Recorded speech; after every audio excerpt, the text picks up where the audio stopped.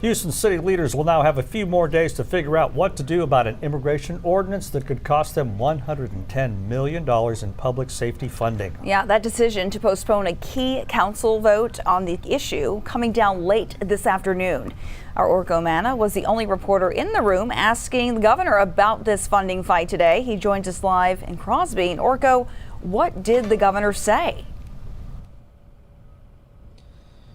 Well, Cheryl, Governor Abbott did not mince words when I asked him about the city of Houston's new immigration ordinance and the resulting funding threat. He says it's simple. The city broke its end of the deal and now it needs to pay.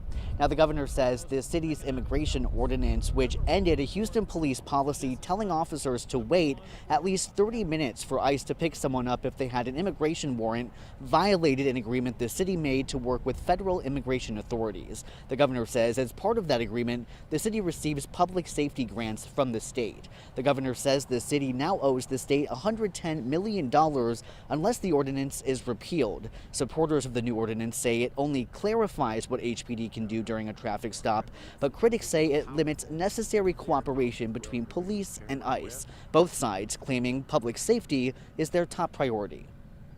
How do you justify pulling $110 million in public safety funding from Houston if the goal with immigration enforcement is to improve safety? Doesn't that contradict itself? So let's be clear about a couple of things. One is, listen, if the city council was serious about public safety, they would not allow illegal immigrants to roam their streets.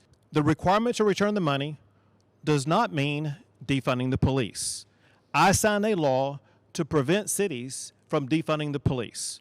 Under that law, Houston will have to find the funds elsewhere to fully fund the police.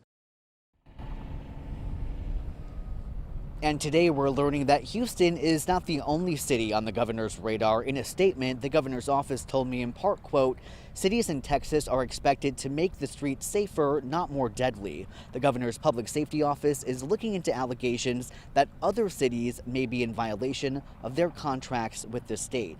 Now, the mayor and city council were supposed to meet tomorrow to look into possibly repealing the ordinance, but that meeting has been pushed back to Wednesday, and the governor has extended his funding cut deadline to next Wednesday as well.